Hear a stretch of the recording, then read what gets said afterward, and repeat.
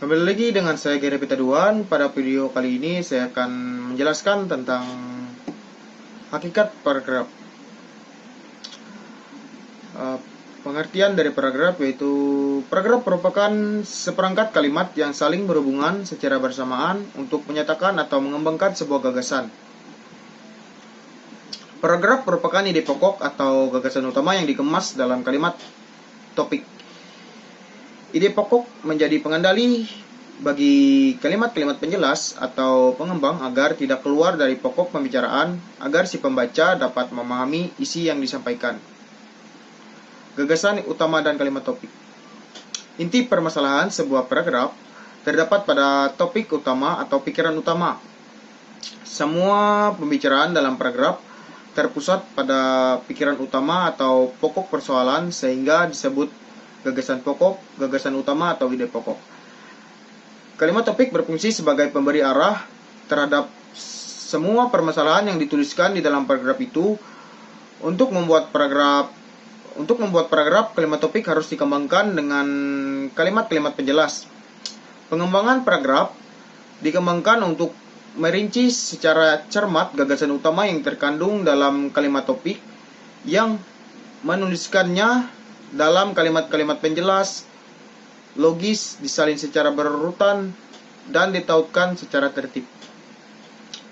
Gagasan utama dalam kalimat topik dapat diletakkan pada bagian awal, akhir, awal dan akhir, tengah, atau dapat menyebar ke seluruh bagian paragraf.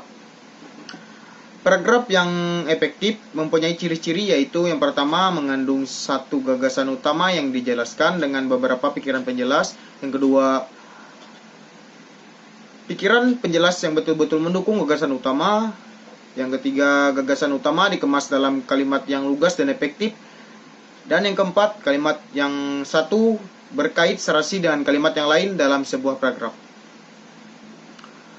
Struktur paragraf. Struktur paragraf yang hierarkis antara lain: A. Kalimat topik, kalimat pengembang langsung. B. Kalimat topik, kalimat pengembang langsung. C. Kalimat pengembang langsung, kalimat topik. D. Kalimat pengembang tak langsung, kalimat pengembang langsung, kalimat topik. Struktur paragraf A dan B diawali dengan kalimat topik dan dijelaskan dengan kalimat pengembang, sementara itu struktur C dan D diawali dengan kalimat penjelasannya atau kalimat pengembang tak langsung dan kalimat pengembang langsung. Kemudian baru disimpulkan dalam kalimat. Paragraf yang baik. Sebuah tulisan dapat disusun menurut urutan dari yang umum ke yang khusus atau dari yang khusus ke yang umum. Dalam keseluruhan tulisan ada bagian pembuka atau ancang-ancang, bagian isi atau penjabaran, dan bagian penutup. Pada keseluruhan bagian karangan ada bagian yang tidak kalah penting, yaitu bagian yang memberikan rambu-rambu. Secara umum, rambu-rambu paragraf yang baik meliputi kesatuan, kepaduan, kelengkapan atau ketuntasan, keruntutan, dan konsistensi. Yang pertama yaitu kesatuan paragraf. Kesatuan berkaitan dengan adanya sebuah gagasan utama dan beberapa gagasan tambahan atau penjelas yang mendukung gagasan utama itu. Dalam gagasan tambahan tersebut tidak boleh terdapat unsur-unsur atau informasi yang sama sekali tidak berhubungan dengan gagasan pokok. Sebuah paragraf dikatakan memiliki kesatuan jika paragraf itu hanya mengandung satu gagasan utama dan kalimat-kalimat dalam paragraf mengarah pada satu pokok atau tidak menyimpang dari pokok pembicaraan. Yang kedua, kepaduan paragraf. Kepaduan suatu paragraf berkaitan dengan keserasian antar kalimat yang membangun paragraf tersebut. Keserasian hubungan antar kalimat dalam paragraf dapat dibangun dengan alat kohesi, baik gramatikal maupun leksikal. Alat kohesi gramatikal yang dapat digunakan antara lain adalah yang pertama, kata transisi atau konjungsi atau ungkapan penghubung antar kalimat. Yang kedua, referensi atau pengacuan. Yang ketiga, paralelisme atau kesejaran struktur. Dan keempat, elipsis atau pelesapan. Sementara itu, alat kohesi leksikal antara lain Yang pertama sinonim, yang kedua antonim, yang ketiga hiponim, dan yang keempat repetisi atau pengulangan.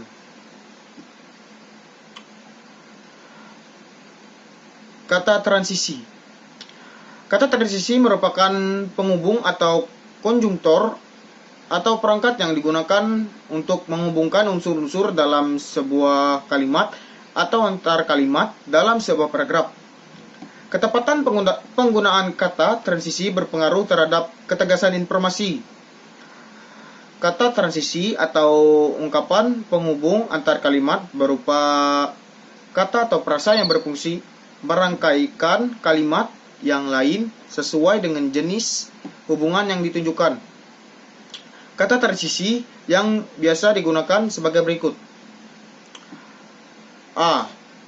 Hubungan yang menyatakan tambahan kepada sesuatu yang telah disebut sebelumnya.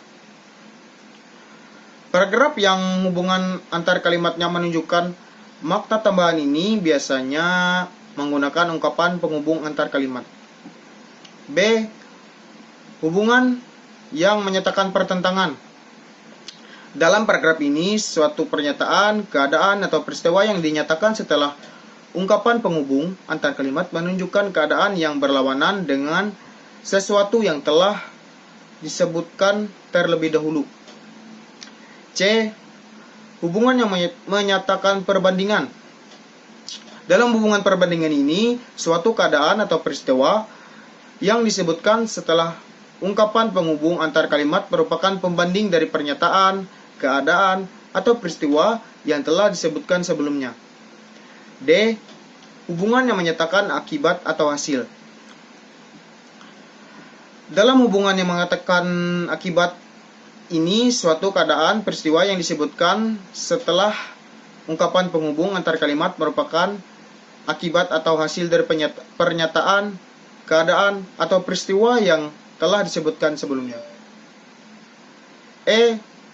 Hubungan yang menyatakan tujuan.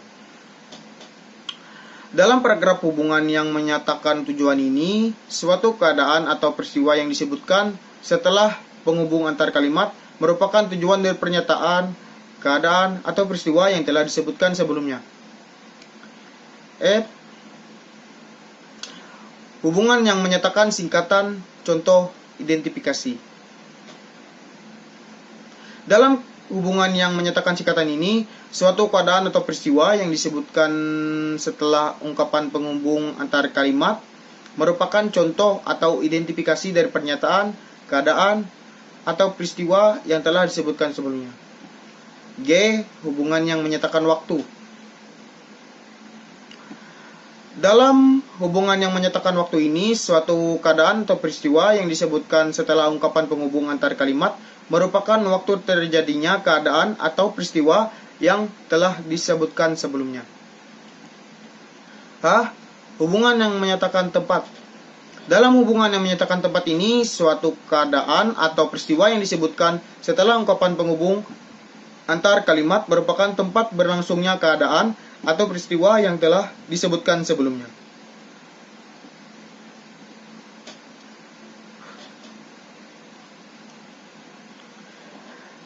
Referensi. Referensi atau pengacuan merupakan hubungan antara lambang yang dipakai untuk mewakilinya. Referensi dapat dikelompokkan menjadi dua, yaitu eksoporis dan endoporis. Referensi eksoporis adalah pengacuan terhadap maujud yang terdapat di luar teks atau bahasa seperti manusia, hewan, alam sekitar, atau suatu kejadian. Sementara referensi endoporis adalah pengacuan terhadap maujud yang terdapat dalam teks atau bahasa, teks yang biasanya diwujudkan melalui pronomina demonstrativa maupun pronomina komparatif. Referensi yang dapat dijadikan sebagai alat kohesi paragraf adalah referensi endoporis. Referensi endoporis ini dapat dibagi menjadi dua macam, yaitu yang pertama referensi anaporis dan referensi metaporis. Persyaratan bagi suatu konstituen yang dapat disebut anapora atau katapora adalah konstituen itu harus berkoreferensi atau memiliki referensi yang sama dengan konstituen yang diacunya.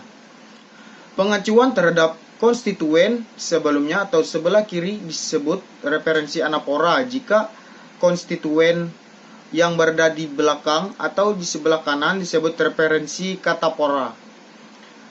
Referensi baik anapora maupun katapora meliputi pronomina persona, pronomina demonstrativa, dan pemarkah definit.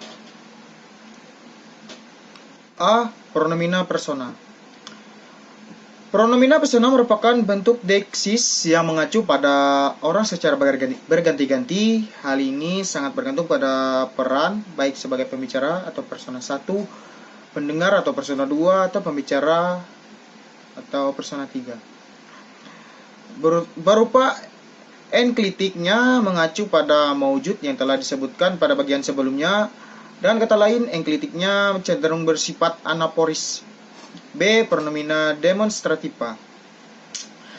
Pronomina demonstrativa merupakan kata-kata yang merujuk pada suatu benda bersifat deiktis, hal umum, tempat ataupun ikhwal. Pronomina demonstrativa umumnya terdiri atas ini, itu, dan anu. Kata itu mengacu ke acuan yang agak jauh dari pembicara, ke masa lampau, atau ke informasi yang sudah disampaikan atau distal. Sementara kata ini mengacu pada konstituen yang berjarak agak dekat atau sedang atau semi proksima. Pemarkah ketakripan atau kedefinitan. Untuk mengungkapkan sesuatu yang telah disebutkan sebelumnya yang dapat dilakukan dengan strategi penyulihan dan koreferensial dengan menggunakan pemarkah ketakripan atau kedefinitan. Pemarkah-pemarkah yang sering digunakan sebagai penyulih adalah tersebut, begini, dan begitu. Selain dengan kata tersebut, begini, dan begitu, pemarkah ketakripan atau kedefinitan juga menggunakan praksa di sana, di sini, di situ, dari sana, dari sini, dan dari situ. Substitusi.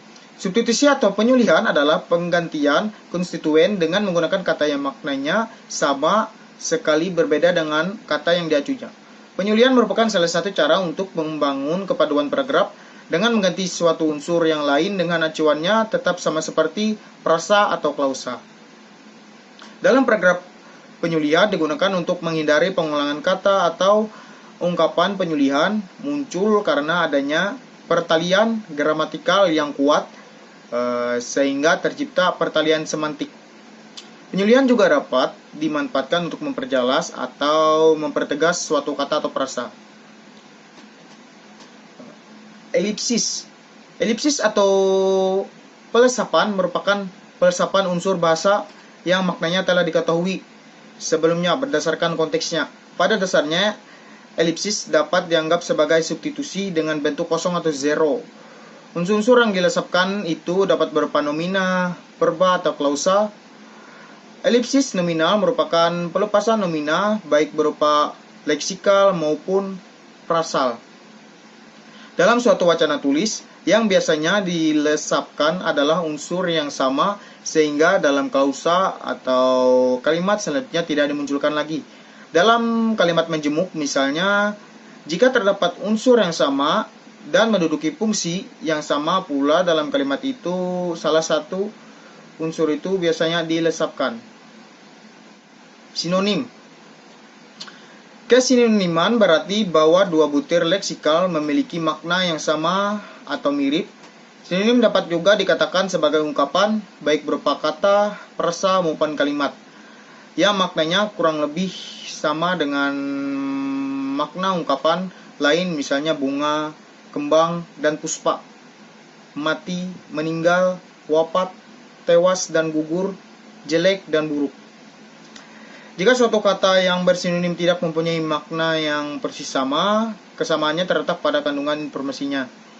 Kesinoniman ini dapat menjadi sarana membangun paragraf yang baik dengan memanfaatkan bentuk-bentuk bersinonim.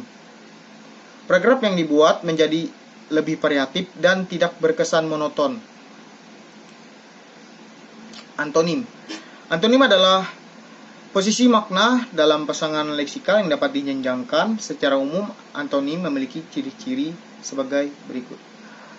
A. Antonim penuh dengan kejenjangan atau kebanyakan adjektiva dan beberapa verba.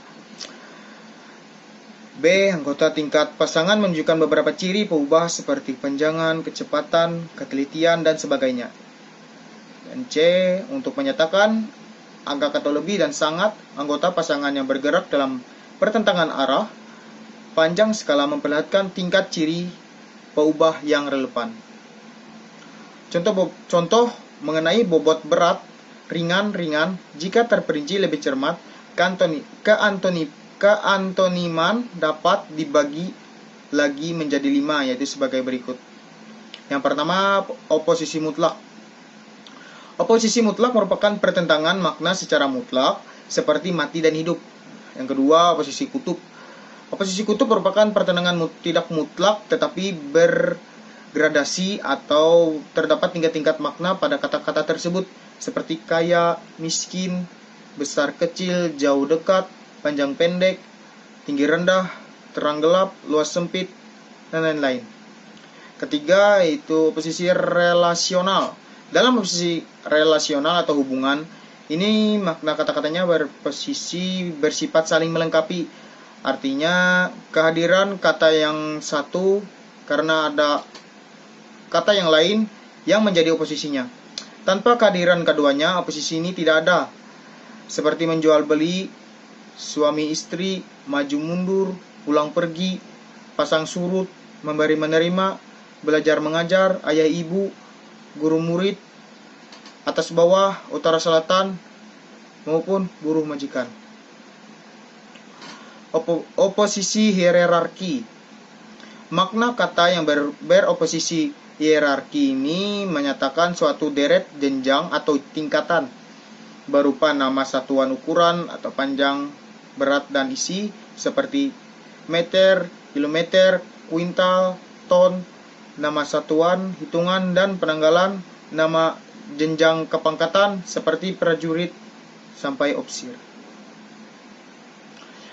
Oposisi kemajemukan.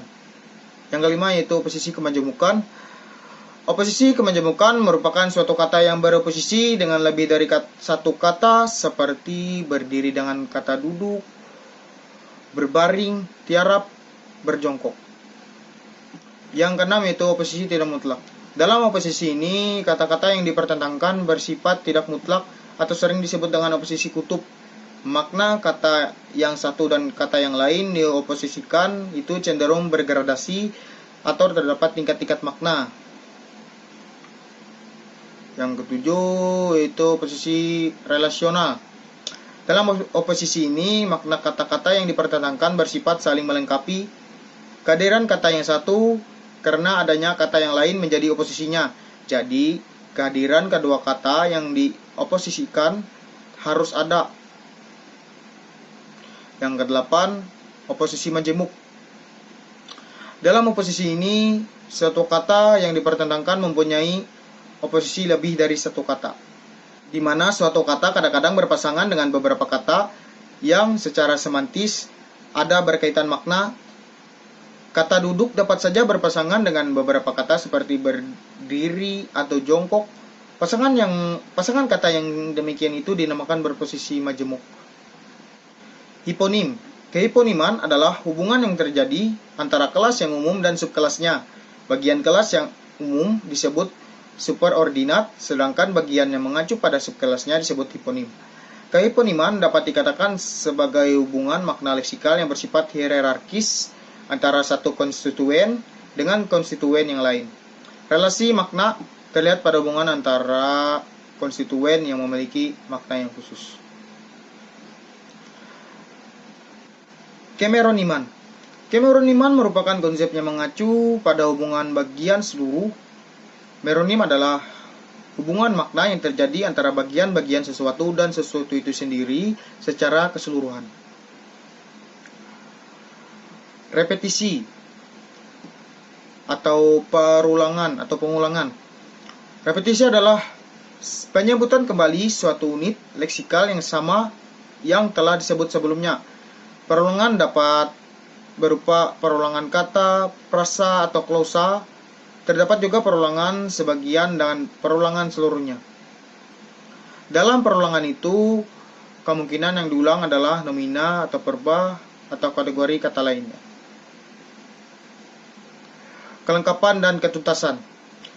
Kelengkapan atau kekompletan merupakan salah satu syarat paragraf yang baik. Aspek kelengkapan terpenuhi jika semua informasi yang diperlukan untuk mendukung atau menjelaskan gagasan utama sudah tercakup.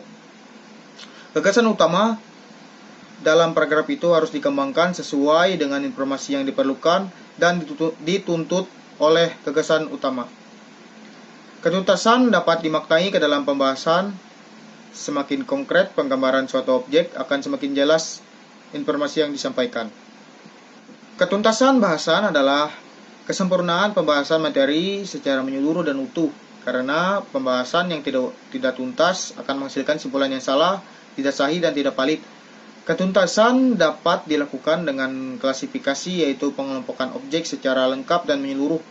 Ketuntasan klasifikasi tidak memungkinkan adanya bagian yang tidak masuk kelompok klasifikasi. Keruntutan. Sebuah paragraf yang dikatakan runtut jika uraian informasi disajikan secara urut, tidak ada informasi yang melompat-lompat. Keruntutan paragraf ditampilkan melalui hubungan formalitas di antara kalimat yang membentuk paragraf. Hubungan formalitas menunjukkan pola urutan penyajian informasi. Beberapa model urutan informasi seperti urutan tempat, urutan waktu, urutan khusus sampai umum, urutan tingkat, urutan apresiatif, urutan sebab akibat, dan urutan tanya jawab. Tiap-tiap model itu mempunyai karakteristik yang berbeda-beda. Model urutan tempat, penyajian informasi tentang objek hendaknya disampaikan secara horizontal dari kiri ke kanan atau sebaliknya, atau secara vertikal dari bawah ke atas atau sebaliknya. Konsistensi. Sudut pandang adalah cara penulis menempatkan diri dari karangannya. Dengan kata lain, sudut pandang dapat diartikan sebagai cara penulis atau pengarang menempatkan dirinya terhadap cerita atau karangan, atau dari sudut mana penulis memandang ceritanya. Suatu karangan bisa berupa perspektif yang hendak dibangun penulis. Sekian materi yang bisa saya sampaikan. Apabila ada kurangnya, saya mohon maaf. Saya pamit dan mohon undur diri. Terima kasih.